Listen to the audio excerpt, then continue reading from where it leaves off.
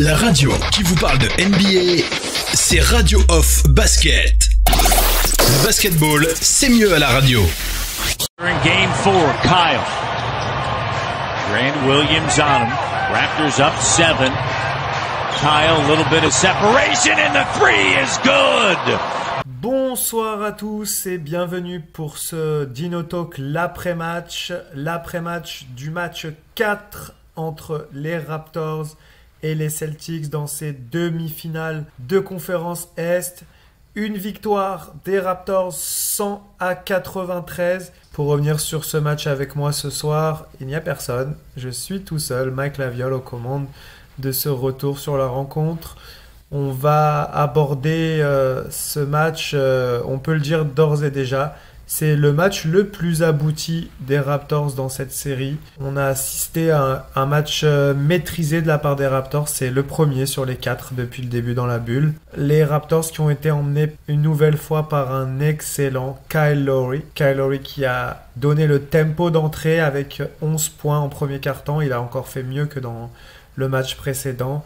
Et surtout Kyle Lowry qui a été très impressionnant dans la fin de match, avec des fautes offensives provoquées, des interceptions, un plongeon dans les jambes de Jason Tatum pour récupérer la possession, même si finalement après révision vidéo, ça a été un entre-deux. Mais un Kyle Lowry vraiment exceptionnel ce soir, qui est en train de montrer à tout le monde que, pour moi, en tout cas, c'est le meilleur défenseur sur le poste de meneur de toute la ligue. Il est vraiment dans le QI. C'est peut-être pas le meilleur dans la défense en 1 contre 1. Et beaucoup de gens m'ont dit sur Twitter, Marcus Smart, c'est un meilleur défenseur en 1 contre 1. On peut peut-être penser à Jrue Holiday, qui est un meilleur défenseur de 1 contre 1. Mais aucun de ces joueurs n'a le QI défensif d'un Kyle Lowry. Kyle Lowry, c'est juste un génie de la défense. Et ce soir, il l'a encore prouvé. Kyle Lowry, j'ai lu sur Twitter, je crois que c'est notre ami Federico Ben qui écrivait Kyle Lowry, c'est l'un des rares joueurs pour lesquels il peut shooter à 5 sur 16 et il peut faire un bon match. Tout ce soir, Kyle Lowry finit avec 22 points.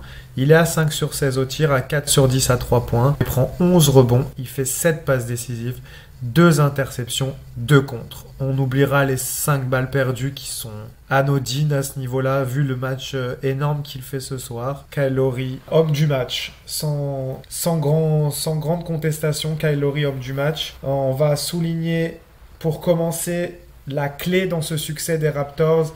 Ça a vraiment été une nouvelle fois la défense du tir à 3 points. Je l'ai signalé sur Twitter après le match. On a les Celtics qui finissent à 7 sur 35 à 3 points. 20% de réussite.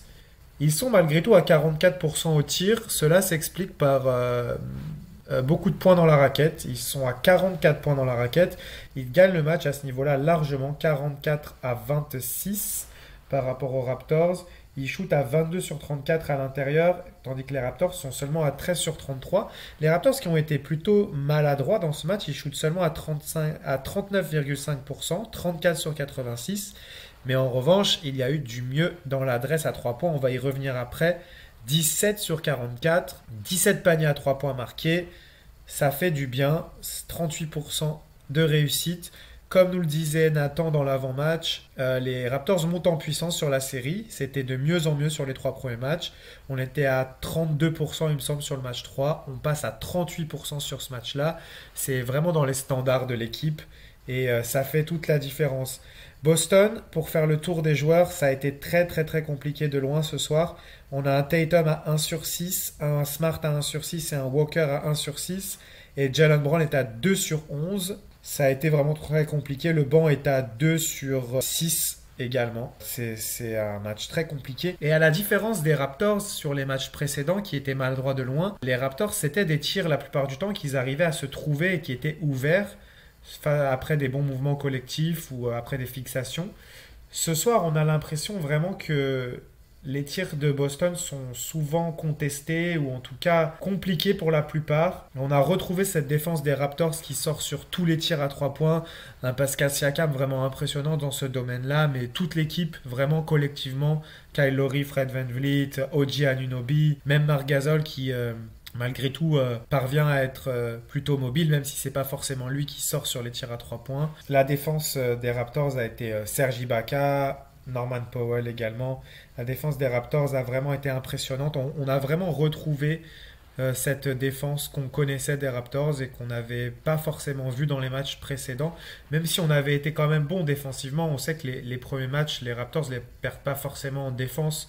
Ils les perdent tout simplement, comme on l'a dit plusieurs fois, par manque d'adresse à 3 points, alors que les tirs qu'ils avaient étaient plutôt ouverts. On le disait après le match 3, on sentait qu'il y avait eu un déclic dans cette deuxième mi-temps. On a vu un début de match à l'image de ce match 3, mais encore plus appliqué de la part des Raptors qui ont dominé ce premier quart-temps. C'est bien la première fois qu'on les voit vraiment dominer un premier quart-temps. Les Raptors qui remportent le premier quart-temps. Ensuite, le deuxième quart a été plus serré et moins productif. Les deux défenses ont un peu pris le dessus. 18-22 en deuxième quart. Et on en parlait avec notre ami Alex sur Twitter qui disait que le début de troisième quart serait très important. Et le début de troisième quart et le troisième quart-temps a été remporté 32-24 par les Raptors. C'est là qu'ils font la différence puisque le quatrième quart est à l'avantage des Celtics pour un seul petit point, 20-19 pour les Celtics. Au final, Toronto fait la différence dans ce troisième quart. Un troisième quart où on a retrouvé Pascal Siakam. Pascal Siakam, ce soir, il est à 23 points, il est le meilleur marqueur côté Raptors. Il prend également 11 rebonds, il a une activité débordante en défense. Sur les aides, sur Jaylen Brown, sur Jason Tatum, il a vraiment bien défendu. Il a été en galère avec son tir à 3 points. Il a le mérite de continuer à prendre les tirs. On sait, Siakam n'a cessé de le répéter cette saison en interview. Il travaille ces tirs-là, il a confiance dans son tir et il ne s'arrêtera pas de shooter. Il a confiance dans sa réussite, même si elle le fuit. Au final, il finit à 10 sur 23 au tir, mais à 2 sur 13 à 3 points. Donc si on enlève ses tirs à 3 points, il est donc à 8 sur 10. Il est à 8 sur 10 dans les tirs qui ne sont pas à 3 points. Et il a enfin trouvé la solution face à Jaylen Brown dans ce troisième quart où il met, il me semble, je crois qu'il met 11 points dans ce troisième quart. Et il domine Jaylen Brown au poste. Il faut souligner l'adaptation de Nick Nurse qui a essayé, comme je l'avais dit, je ne sais plus où je l'avais dit d'ailleurs, je voulais le voir plus jouer sans le ballon. Nick Nurse l'utilise beaucoup en tant que ball handler, comme on dit, et il devient prévisible à force. Et les défenses ont le temps de se mettre en place quand il a la balle en permanence dans les mains. Et là, en l'utilisant plus sans la balle, en lui donnant la balle plus près du panier, en lui permettant de jouer sur des sorties d'écran, des choses comme ça. On l'a vu retrouver un peu son jeu. On a vu également cette passe de Kyle Lowry en contre-attaque. Ça, c'est des actions que Siakam aime beaucoup et qui lui permettent de marquer des points faciles où il n'a pas besoin d'aller forcer à l'intérieur. Il a réussi à le faire quand même en 1 contre 1 au niveau du post-up face à Jaylen Brown. Et il met 2 tirs à 3 points de nouveau après en avoir raté beaucoup. C'est une soirée positive pour Siakam. On espère qu'il va continuer ainsi. 23 points. Il shoot que 2 lancers francs. C'est peut-être ça qu'il peut encore améliorer, cette agressivité. Mais il n'est pas non plus favorisé par les arbitres qui sifflent pas beaucoup de fautes à Jaylen Brown sur sa défense, sur lui. Malgré le fait qu'il provoque, la plupart du temps, il n'obtient pas forcément gain de cause.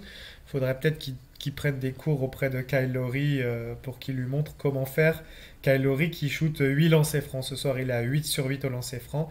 On va parler des lancers francs. Les Raptors ont un peu rectifié le tir. Ils sont à 15 sur 19. On note toujours que les Celtics ont plus de lancers francs. Malgré tout, ils arrivent plus à aller chercher les fautes avec 27 lancés. 27 lancés pour les Celtics.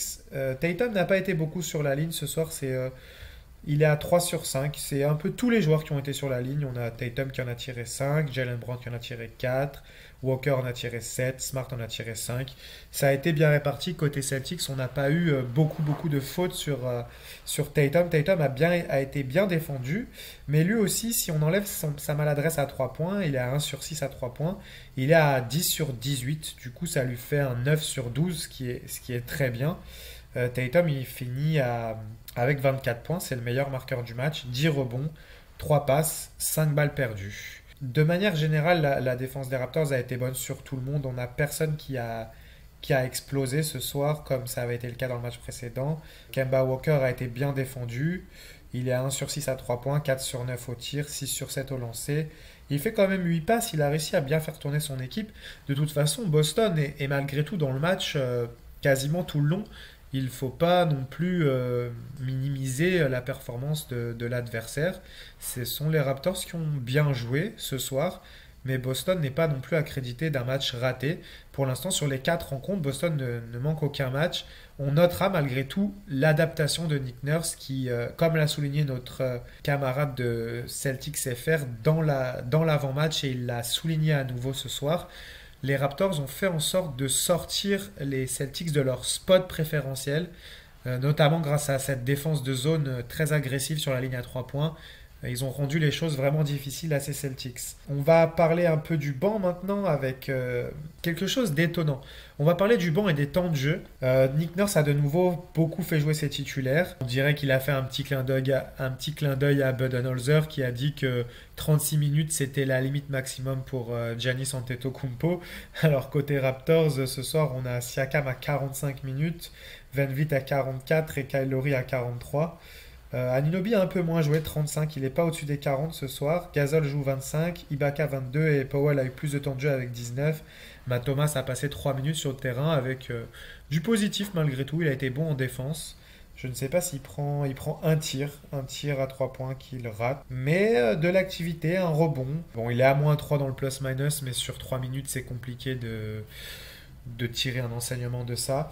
On va revenir sur les bancs. Étonnamment, Brad Stevens a fait rentrer son banc très rapidement dans le premier quart-temps. Et c'est à ce moment-là que les Raptors ont su en profiter. On a au final le banc des Celtics totalise 24 points. Et côté Raptors, on a Ibaka à 18 et Powell à 5. Ça fait 24. Donc les bancs se sont équilibrés.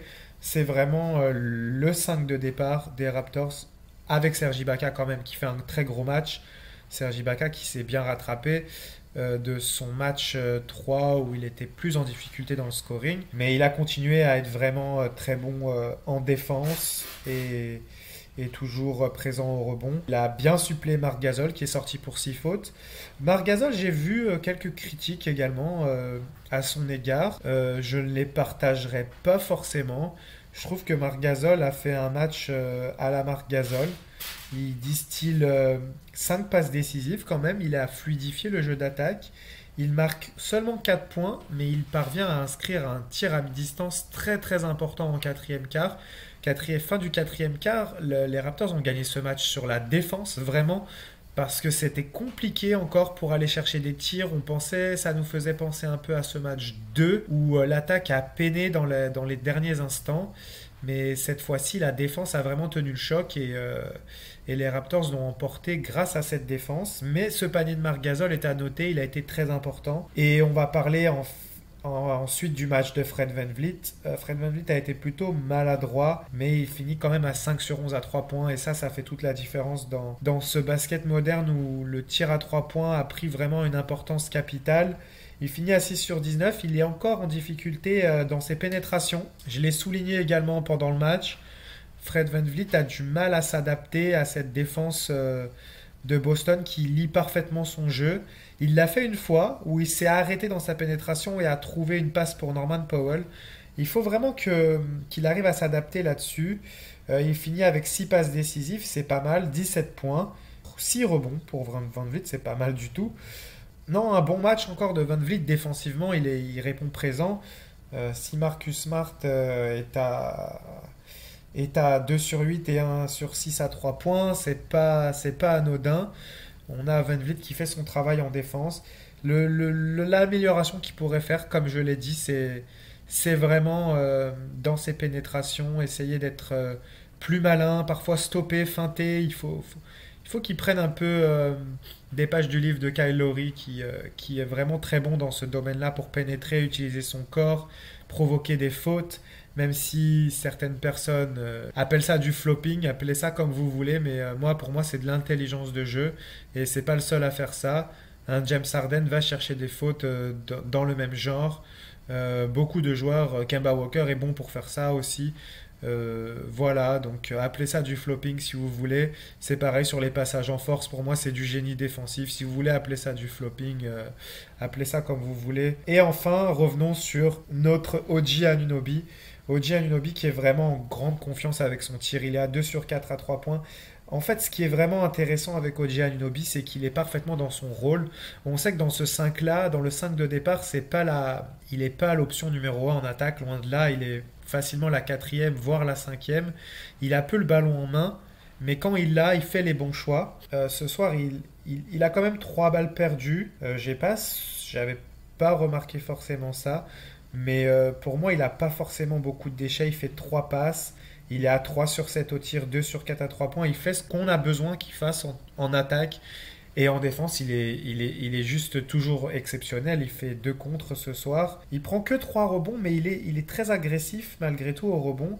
Et même s'il ne le prend pas, il met la pression sur la défense. Et je voulais souligner le rebond.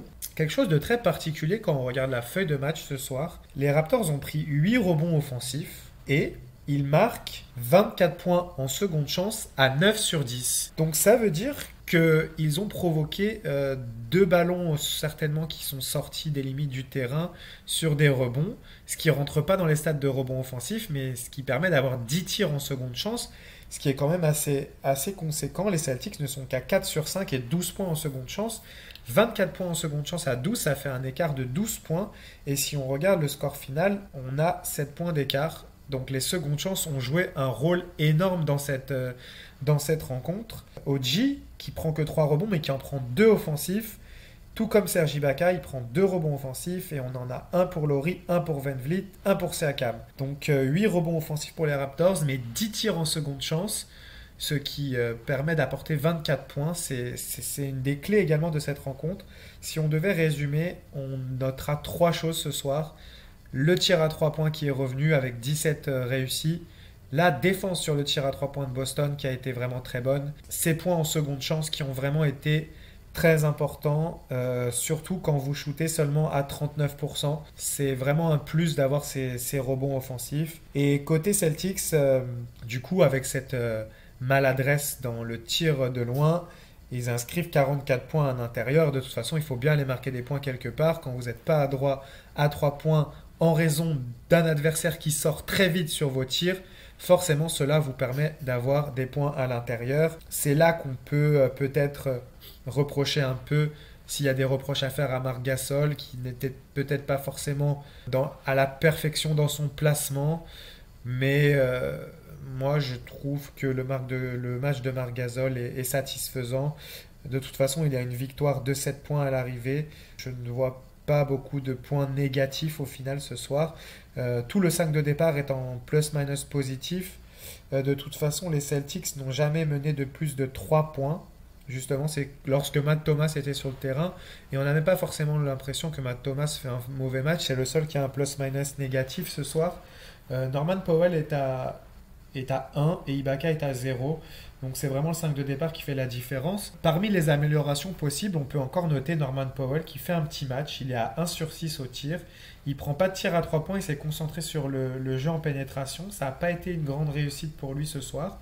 Mais malgré cela, les Raptors gagnent. Donc tous les joueurs ne peuvent pas faire un bon match en même temps. De toute façon, ça, il faut se le dire. Donc voilà, je pense qu'on a bien fait le tour de cette rencontre. On va noter juste une des clés de la rencontre qui n'a pas fonctionné ce soir pour les Raptors.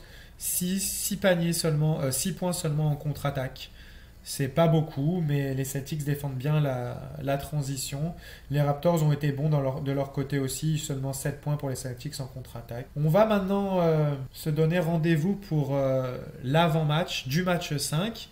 On analysera un peu également cette rencontre avec nos amis de Raptors France ou Raptors Belgique et notre camarade de Celtics France, voir un peu ce qu'il a pensé de cette rencontre. Et on fera la preview de ce match 5 qui s'annonce capital. Maintenant, on est à 2 partout. Et certainement, le vainqueur de ce match 5 prendra une petite option sur la victoire finale. Mais ce qui est certain, c'est que si les Raptors gagnent ce match 5, avec une série de 3 victoires de suite, ça peut faire très très mal au moral de Boston. Alors que si les Celtics gagnent, je pense que ça pourrait aller en 7, On va pas aller plus loin dans les suspicions. On va, comme disent souvent les joueurs, on va prendre match après match. Et on a hâte déjà d'être à ce match 5 dès lundi. Les horaires ont été fixés. Ça sera encore à 6h30 ici au Canada. Donc minuit et demi en Europe. Merci à vous de m'avoir suivi pour ce retour sur la rencontre. Et comme on dit toujours, quand on se quitte, let's go Raptors! Lowry for three. Bang!